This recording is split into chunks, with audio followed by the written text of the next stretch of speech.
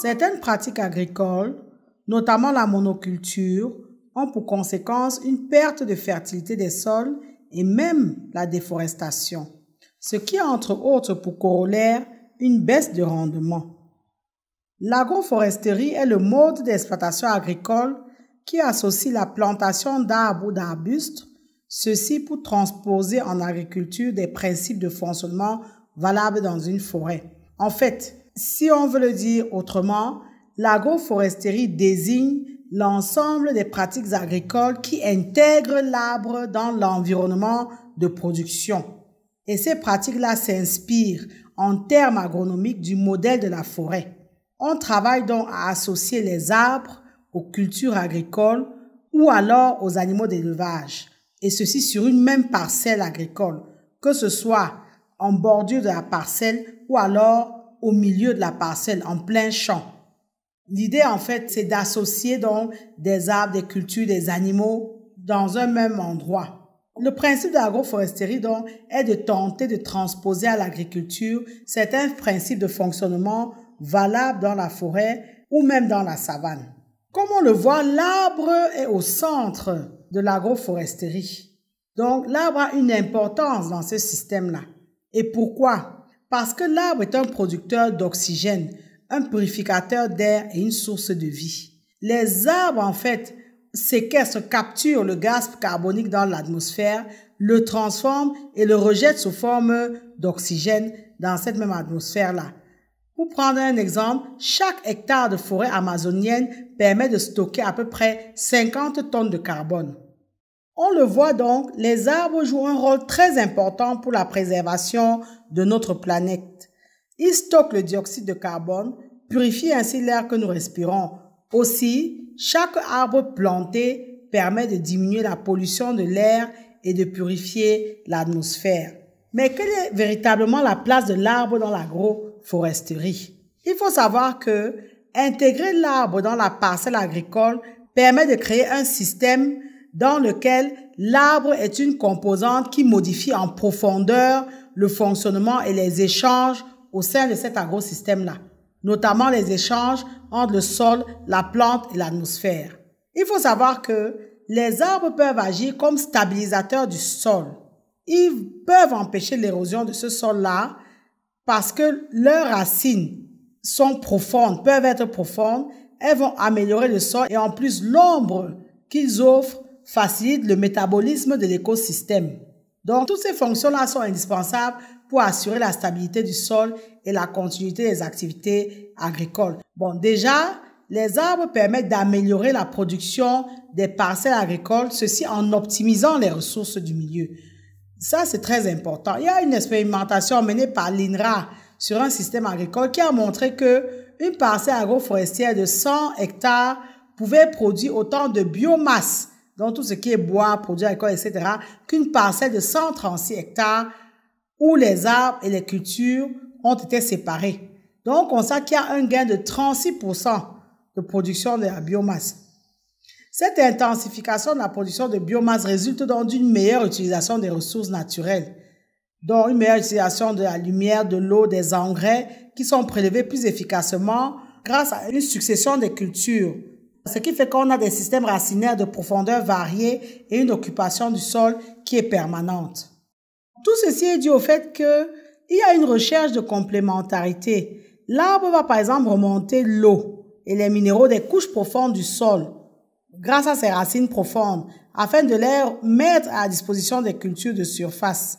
Donc, la création d'un microclimat sur votre parcelle agricole va également protéger les cultures et les animaux du stress thermique et hydrique.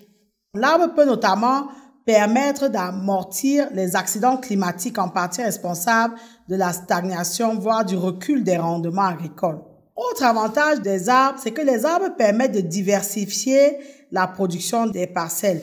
En effet, les arbres permettent de diversifier les services et les sources de revenus sur l'exploitation. Vous avez par exemple la production du bois grâce aux arbres, la production des fruits, la production du paillage, etc., du fourrage même. Donc, ça vous permet de diversifier ce que votre parcelle agricole va produire et donc de rentabiliser encore mieux votre parcelle agricole. Les arbres permettent de restaurer la fertilité des sols. En effet, les arbres restituent de la matière organique via les feuilles qui tombent au sol. Donc les feuilles qui tombent permettent donc de produire de la matière organique. Et les arbres également, grâce à la décomposition des racines, produisent également de la biomasse. Ce qui fait que 40% de la biomasse d'un arbre retourne au sol chaque année. Les racines structurent aussi le sol. Donc, les racines vont faciliter l'activité biologique de l'arbre. Et tous ces apports améliorent donc la fertilité du système. Un autre impact de l'arbre, c'est qu'il permet de garantir la qualité et la quantité de l'eau. Une étude a mis en évidence la capacité de dépollution des arbres. En effet, les arbres agissent comme de véritables filtres. Ils limitent une partie de la lixiviation des nitrates, réduisant ainsi la pollution des nappes phréatiques. Cette fonction est particulièrement intéressante pour la gestion des zones de captage en eau potable. De plus, les systèmes racinaires des arbres augmentent la réserve utile en eau des sols, améliorent l'infiltration du ruissellement et limitent l'évaporation du sol. Une autre qualité des arbres, c'est qu'ils améliorent les niveaux de biodiversité et ils permettent de reconstituer une trame écologique. En effet, la diversité des espèces ligneuses et herbacées améliore la vie du sol où les champignons jouent un rôle majeur. Donc, les infrastructures arborées vont fournir un cortège de faune et de flore important. On aura les auxiliaires de culture, les abeilles, les pollinisateurs, les gibiers, les prédateurs de ravageurs, etc. Donc, les arbres participent à la restauration des continuités écologiques à l'échelle des territoires. En fait, une autre qualité des arbres, c'est que les arbres permettent de stocker du carbone pour lutter contre le changement climatique. Il faut savoir que 99% de la matière solide de l'arbre provient du CO2 atmosphérique, donc du gaz carbonique atmosphérique. Les arbres sont donc d'excellents puits de carbone. Il y a des arbres qui, à maturité, vont séquestrer près de 3 kg de CO2 par an. Donc, les arbres permettent non seulement d'atténuer les effets du changement climatique, mais aussi de s'adapter puisqu'ils recapitalisent les sols en carbone, source de fertilité. L'objectif premier des systèmes agroforestiers est de maximiser la production de biomasse dans l'espace et dans le temps afin de nourrir la vie du sol. Cette vie-là étant la seule garante d'un fonctionnement et d'une fertilité propice à la production agricole. Il faut savoir que les techniques agroforestières permettent de disposer les arbres afin que ceux-ci favorisent au maximum les cultures et que ces arbres-là rentrent le moins possible en compétition avec les cultures. Les arbres vont ainsi permettre de diversifier les productions et ceci en capitalisant sur le long terme. Donc, vous pouvez mettre des arbres qui vont vous produire du bois d'œuvre, du bois d'énergie, des fruits, du fourrage, etc. L'agroforesterie présente de nombreux avantages. Déjà, elle est lucrative pour l'agriculteur. L'agroforesterie va permettre à l'agriculteur de diversifier et de maximiser ses revenus. Car en plus de ce qu'il cultive, il va vendre les produits de ses arbres. Autre avantage de l'agroforesterie, c'est que c'est une pratique qui permet une meilleure utilisation des ressources, une plus grande diversité biologique et la création d'un microclimat qui est favorable à l'augmentation des rendements. Donc, le fait de pratiquer l'agroforesterie va également vous permettre de rétablir l'équilibre écologique de vos terres agricoles, de prévenir l'érosion des sols et le ruissellement des eaux, de vous offrir d'autres revenus, comme on l'a dit, en plus de ce que vous avez cultivé, les arbres vont vous offrir d'autres revenus, et surtout d'atténuer les conditions météorologiques locales extrêmes. Un des inconvénients majeurs de l'agroforesterie est sans conteste la concurrence possible entre certains types d'arbres et des cultures plantées en association. Il peut donc exister une concurrence pour l'espace, donc pour la lumière, pour l'eau, pour les éléments nutritifs du sol. Donc les arbres dans ces cas-là sont des concurrents de vos cultures. Mais c'est pourquoi il faut, avant de vous lancer, encore une fois, vous former, vous renseigner et maîtriser la pratique. Par exemple, qu'est-ce qu'on peut planter sous un arbre? Sous un arbre, il faut éviter de placer, par exemple, des cultures qui ont besoin de beaucoup de lumière et de chaleur. Par exemple, vous ne pouvez pas facilement réussir les aubergines, les melons sous les arbres. Par contre, il faut privilégier les cultures qui ont surtout besoin d'eau. Par exemple, les concombres, les courgettes, etc. Les principes de base, vraiment, pour réussir l'agroforesterie, il faut déjà comprendre comment la forêt fonctionne. Pour réussir cette pratique agricole-là, il faut déjà maîtriser le fonctionnement de la forêt. En effet, il faut savoir que la forêt spontanée, donc la forêt normale, la forêt qu'on a trouvé, crée en permanence de l'humus et de la fertilité, là où l'agriculture conduit trop souvent à une dégradation des milieux. Le fonctionnement simplifié de la forêt est le suivant. Les intrants dans la forêt se limitent quasi exclusivement au carbone photosynthétisé, à l'azote de l'air qui est fixé par les bactéries libres et aux minéraux qui sont issus de la dégradation de la roche-mère par les bactéries et les racines des arbres. Deuxièmement, la production de biomasse dans la forêt est importante. Il faut compter en moyenne 10 tonnes de production primaire par hectare et par an. Et ceci en matière sèche. Cette estimation-là est en matière sèche. Et dans la forêt, le sol est toujours couvert. Donc, il y a un système qui combine diverses modalités d'occupation de l'espace. Donc, et qui maximise la captation des ressources. Donc, qui maximise la captation de la lumière, de l'eau, des nutriments, qui limite les fuites. Donc, tout ce qui est érosion, lixiviation, et qui nourrit la vie du sol. Donc, il y a la chute des feuilles, il y a la mort des plantes, il y a la dégradation, etc. Le sol forestier n'est jamais travaillé, à moins que ce ne soit par les vers de terre qui contribuent à la stabilité de ce sol-là et à la production d'humus. Et enfin, une forêt spontanée n'est jamais monospécifique. Donc, il y a une diversité d'espèces dans une forêt. Et cette diversité génétique-là offre une meilleure résistance aux maladies et rend possible donc l'adaptation de la forêt dans le temps. Si vous vous lancez dans l'agroforesterie, il faudra penser à tailler les arbres. En effet, pour remplir les multiples fonctions qu'on attend de lui, l'arbre doit être taillé. Un arbre taillé est mieux adapté aux impératifs de l'agriculteur parce qu'il enclenche vite son implantation racinaire. Donc, il va laisser pénétrer assez de lumière pour permettre la pousse des autres cultures associées. Il va produire plus de biomasse et vivre plus longtemps. Il faut savoir que les techniques agroforestières permettent de disposer des arbres afin que ceux-ci favorisent au maximum les cultures et rentrent le moins possible en compétition avec elles. Les arbres doivent permettre de diversifier les productions, ceci en capitalisant sur le long terme. Lorsqu'on débute en agroforesterie, il est nécessaire d'établir un ordre des priorités. Déjà, travailler à gérer l'existant, tout ce qui est herbe, bosquet, tout ce qui est arbre qui existe sur votre parcelle, travaillez déjà à gérer ces arbres-là. Ensuite, protéger ce qui va commencer à pousser naturellement. Et après, éventuellement, travailler à planter d'autres arbres. Avant d'investir dans la plantation, il est déjà essentiel de valoriser et de pérenniser la ressource qui est disponible sur votre exploitation. Mais bon, ceci étant dit, sachez que ça ne gêne pas de planter, parce que vous pouvez planter et enlever. Donc, l'agroforesterie contribue beaucoup au maintien de l'équilibre de l'écosystème et elle stimule même le système écologique complet. Elle présente une garantie contre les perturbations des équilibres que présente le changement climatique ou l'évasion de ravageurs.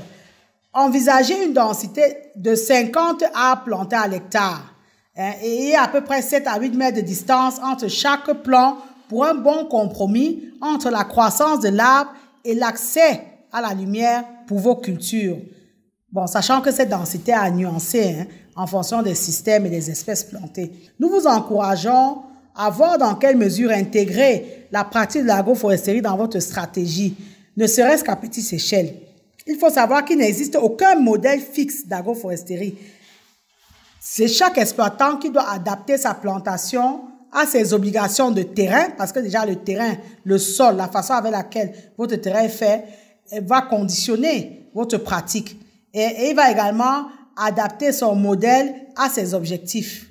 Les essences sélectionnées devront donc tenir compte de l'utilisation voulue du bois des arbres. Est-ce que vous voulez le bois pour le bois d'œuvre? Est-ce que vous voulez le bois pour le bois d'énergie, donc pour faire le feu, etc.? Est-ce que c'est pour fabriquer les meubles, les contreplaqués, etc.? Est-ce que vous voulez des arbres fruitiers, etc., etc.? Vous devez également tenir compte de votre climat et de l'état de votre sol et d'autres paramètres. L'arbre qu'on va planter ne se comporte pas comme un arbre forestier. Il n'est pas dans son biotope, donc il doit être protégé et géré. Donc la gestion des arbres que vous avez plantés va inclure donc le travail du sol, le maintien d'une couverture permanente à son pied afin de forcer les racines à s'ancrer dans le sol profondément. Et cet enracinement va garantir entre autres des arbres qui vont être résistants au vent, aux engorgements et à la sécheresse. Si tout ça est respecté, les plantations d'arbres peuvent être associées à tous les systèmes de production, que ce soit les grandes cultures, le maraîchage, l'élevage, etc. Il existe ainsi une grande variété d'aménagements agroforestiers. Les intérêts attendus sont intimement liés aux dispositifs en place et vont évoluer au fil des années avec la croissance des arbres. Donc, vous avez plusieurs types, des vergers, des cultures en alignement, des plantations associées à l'élevage, les formes bocagères, etc. Et gardez en tête que grâce à l'agroforesterie, vous pouvez augmenter le rendement de vos plantations. Nous espérons vous avoir donné envie d'explorer cette pratique d'agroforesterie. N'hésitez pas à liker, partager et commenter la vidéo si elle vous a intéressé ou alors si elle vous a été utile. Abonnez-vous à notre chaîne Agri TV Web et activez la cloche de notification pour ne pas manquer nos prochaines publications. Et rappelez-vous toujours et toujours que savoir est le point de départ, mais c'est agir qui fait et fera toujours toute la différence. Maintenant que vous savez, place à l'action. Vous êtes porteur d'un grand projet dans le domaine de l'élevage porcin, à savoir créer une ferme moderne et industrielle. Vous souhaitez faire l'élevage moderne et industriel de porcs et n'en avez ni l'expérience ni les compétences. Vous élevez déjà les porcs de façon artisanale sans jamais avoir été formé et vous êtes conscient de vos lacunes et manquements et souhaitez évoluer et vous professionnaliser. Vous souhaitez être employé dans une ferme industrielle et moderne comme gérant ou chef d'exploitation. Vous souhaitez encourager un membre de votre famille ou de votre entourage à apprendre le métier d'éleveur de porcs. Aussi, vous êtes à la recherche d'une formation complète dans le domaine de l'élevage moderne et industriel de porcs. Agri TV Web a la solution. Nous vous proposons une formation complète en ligne en 8 modules qui est intitulé « Réussir votre élevage porcin en Afrique ». Au terme de la formation, vous serez capable d'assurer le pilotage opérationnel d'un élevage porcin, c'est-à-dire suivre, observer, surveiller, reproduire les animaux, les commercialiser, organiser toutes les activités de l'élevage, enregistrer les performances, alimenter convenablement en fonction des âges, etc. Parce qu'elle est le fruit de notre expérience terrain de plusieurs années, cette formation vous fera gagner en temps car elle vous évitera de commettre beaucoup d'erreurs qui sont le propre de personnes novices ou inexpérimentées. Soyons des éleveurs professionnels. Si vous êtes intéressé, contactez-nous par mail ou par WhatsApp .